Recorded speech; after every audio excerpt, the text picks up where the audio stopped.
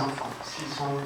Comment on peut les aider à inscrire leurs enfants à l'école, par exemple, ou alors, parce qu'ils ont droit à rien du tout, aucun service. Ça va?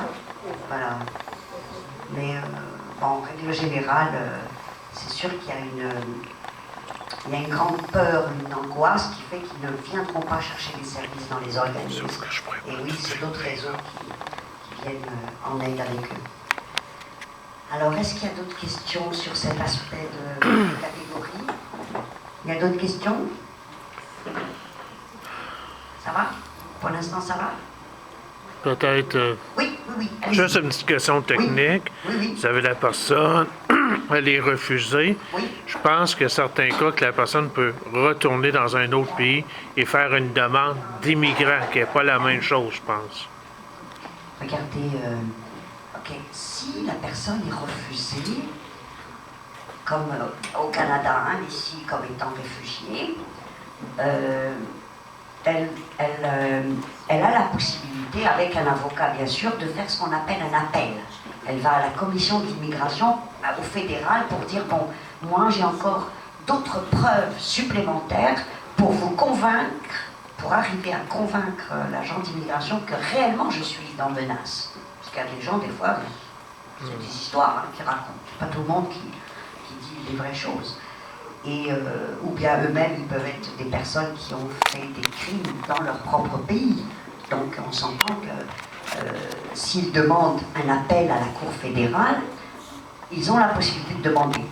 Ils sont acceptés, c'est bon. S'ils ne sont pas acceptés, s'ils sont encore refusés, la seule chose à faire, c'est qu'ils ont le droit de rester donc sur le territoire pendant maximum 1 année, et de faire ce qu'on appelle une demande pour considération humanitaire. Demande de résidence permanente pour considération humanitaire. Ils ont le droit de le faire s'ils apportent des éléments nouveaux dans leur histoire. C'est-à-dire s'ils arrivent à dire, bon ben écoutez, si je repars dans mon pays, je ne peux pas me retourner dans mon pays, ma vie sera en danger. Et j'ai peut-être plus de lien avec ce pays. Donc, il faut qu'ils ajoutent des éléments supplémentaires de preuve qui sont suffisamment convaincants, avec bien sûr des choses qui prouvées, c'est-à-dire c'est pas seulement de déclarer, d'accord? Et ensuite ils peuvent être acceptés. S'ils ne sont pas acceptés, ils repartent. De toute façon, le Canada ensuite, c'est ça, leur demande de repartir, ils ont un avis pour repartir dans leur pays. Puis il y en a qui effectivement ne vont pas respecter les clauses de l'immigration, même s'ils reçoivent des lettres, on leur dit vous êtes déportés, vous devez repartir à telle date, c'est aux frais du Canada, on les renvoie, et bien ils se retrouvent dans la catégorie des sans statut. Mais il vaut mieux pas faire ça parce qu'ils n'ont droit à rien. Ni d'assurance maladie, ni de travail, ni rien. Au bout d'un certain temps, c'est fini. Il n'y a aucun service pour eux. Il n'y a aucun service. Vous comprenez? Voilà. Est-ce que ça va? Est-ce qu'il y a d'autres questions pour les statuts? Non? Ça va pour ça? Alors je voulais juste aussi... Alors maintenant, pour la deuxième partie, alors quelle est leur... Comment ils vivent? Quelle situation ils vivent, ces personnes qui ont demandé à venir au Canada, etc. Il faut se dire qu'il y a deux choses. Pour les travailleurs qualifiés, pour la plupart, avant le départ, écoutez, ils ont tout, comment on peut dire, pour la plupart, ils ont mis tous leurs espoirs pour venir ici. Donc, ils ont leurs biens, ils les ont vendus, ils ont abandonné leur travail, ils ont définitivement démissionné de leur emploi dans leur pays, même s'ils étaient médecins ou chirurgiens ou directeurs ou dans la fonction publique. On s'entend.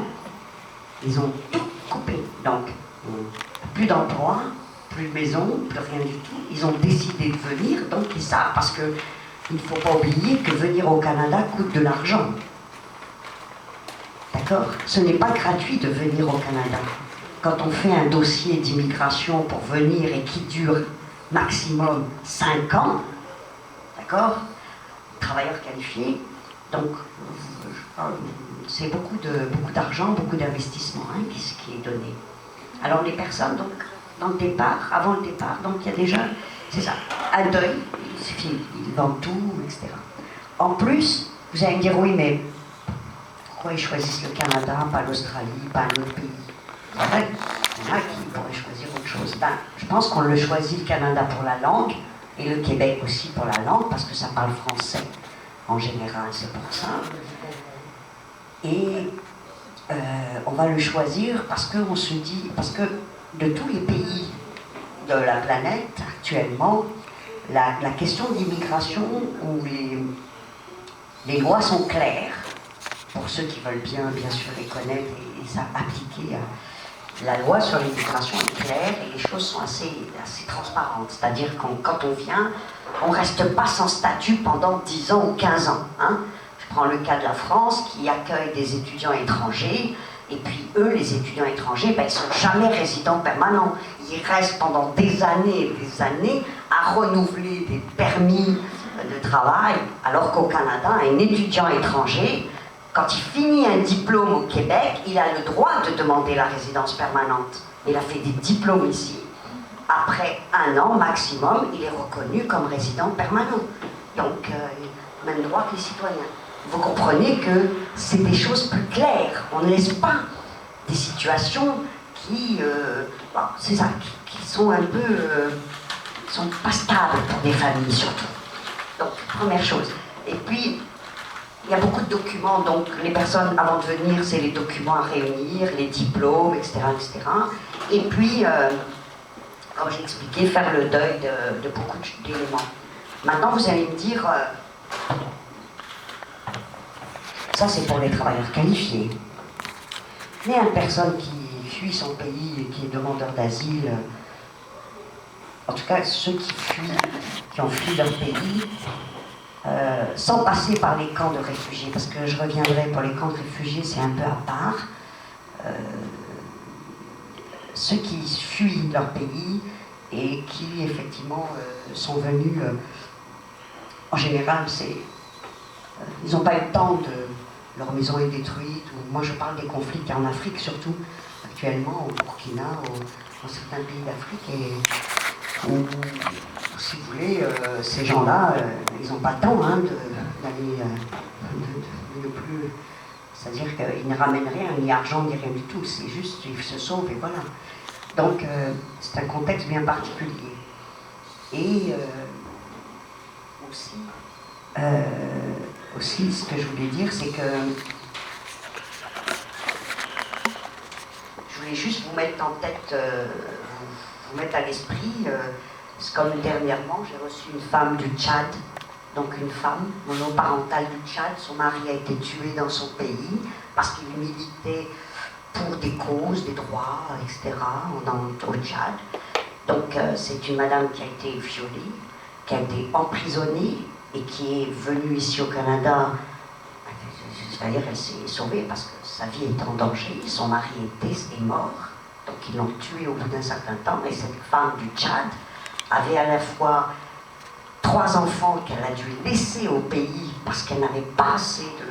Parce qu'ils viennent quand même, ils viennent pas par bateau, hein, par contre, ils viennent en avion, eux. Ils sont obligés. Donc, vous voyez, c'est l'Afrique, c'est le Tchad. Donc on va jusqu'au Canada, on est obligé au moins d'avoir un billet d'avion et de venir ici.